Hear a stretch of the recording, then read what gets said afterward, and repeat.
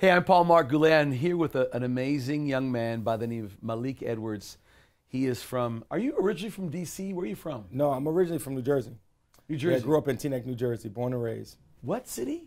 Teaneck, New Jersey. What is Teaneck, New Jersey? What is it? It's like northern New Jersey, right outside of New York City. What's it known for? That's a good question. I really don't know.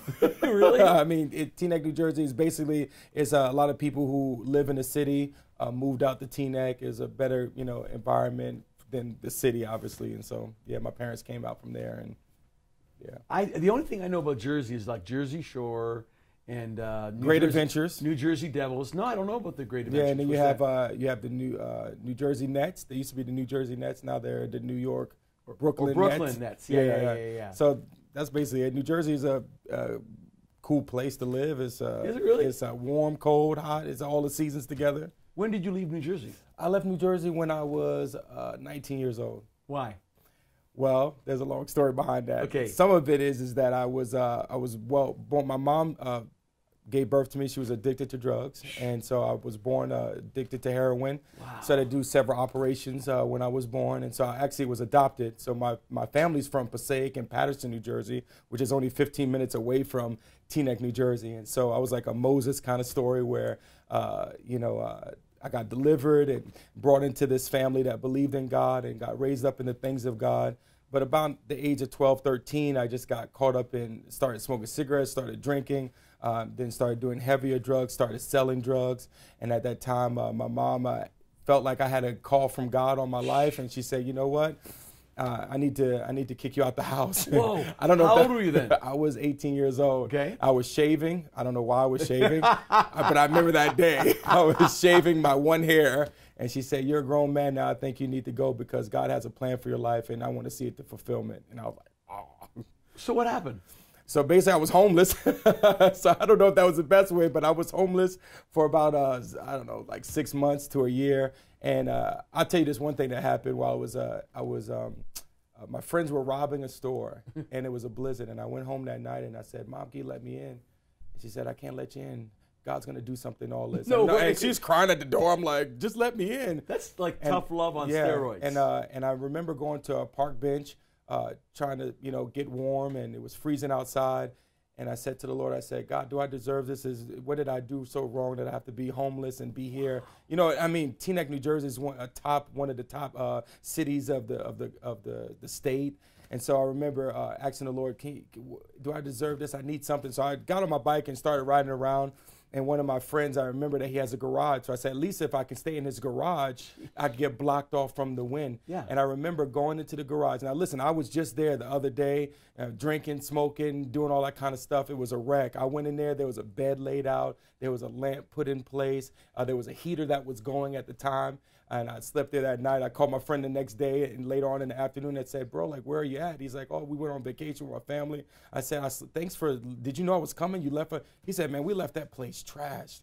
And I knew at that time that God was still watching over me. What? Mm-hmm. Okay, who did it? Who cleaned it? And who put the bed? I have no idea. I never found out. To this day. To this day. And so what ended up happening is I actually ended up meeting my biological family after 18 years. And right before that, I got arrested, and I was up for a court date.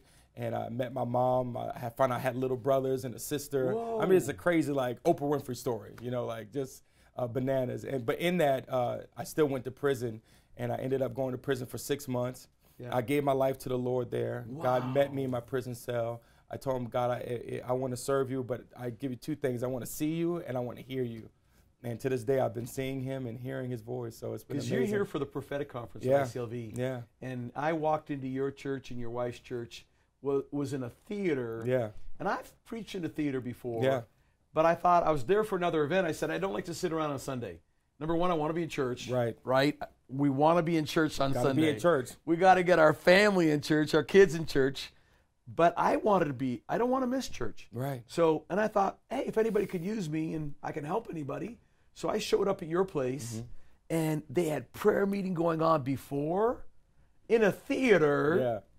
There was prayer and prophecy. Flags. And flags. I'm thinking. The nations were there. Yeah, this is like home. Literally, I felt at home. And I've never been to anything like that before outside in a theater right. concept. And it gave me a lot of hope. And then you let me minister, and I could do an altar call, and It was like a bomb fell. It was amazing. Really? Yeah. I loved it. Yeah, I loved you guys. You the atmosphere was pregnant with purpose, and people, I mean, still to this day, people are still talking about the miracles, the signs and wonders, and how you know, you're one of the first speakers that came in. They just felt so comfortable with. It was amazing, honestly. You know, I did a course called The Room, and it's how to go into a room and just add value to everybody. Because when I used to be insecure, I didn't know what to do, and so I would. You know, you stand around, you don't know what to do because you're insecure. It's all about you.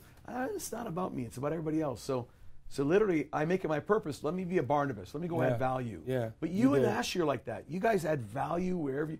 Your people are just so open, I think, because they felt valued. Yeah. And I think that's because people valued us. Yeah. People showed us love. People gave us hope. I remember when I first got introduced to ministry, and I used to, you know, because of what God had did in my life, you heard some of the story. I used to lift up my voice and just sing real loud, and it didn't care. You know, I didn't know you couldn't, so I did. And I remember the pastor at the time, she said, "Hey, young man, I want you to come up here and sing a song." And I said, "You want me to sing a song?" And so she gave me the mic. I've never sang in front of people before, so I sang a song real quick. I think it was like one of those old Jewish songs, "When the Spirit of the Lord moves upon my heart, I would dance like David." I sang it so quick. I love that and then song. I would give her the mic, and she said, "No. Now I want you to sing a worship song." Wow. And I said, "A worship song?" So I just dug deep, and I think it was As the Deer Pants for the Water. And I remember closing my eyes so tight because I didn't think I had what it takes. I saw all these people leading worship before, and then the next thing you know, I opened up my eyes, and people are weeping and crying. It was a prayer meeting one morning, and people are laid out on the ground,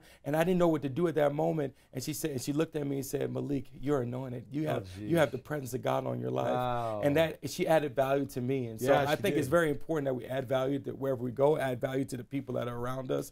And they need it. Now, a lot of people probably don't know the part of the story. You went to a camp, right? So you get out of prison. Where do you go? I get out of prison. I ended up living with my biological family, No which way. was probably not the best thing. And my probation officer noticed that this is not healthy, so they sent me to a halfway house. When I went to the halfway house, I got immediately plugged into a local church. Jeez. I got baptized. I started having encounters with the Lord. This church didn't really know how to interpret those encounters.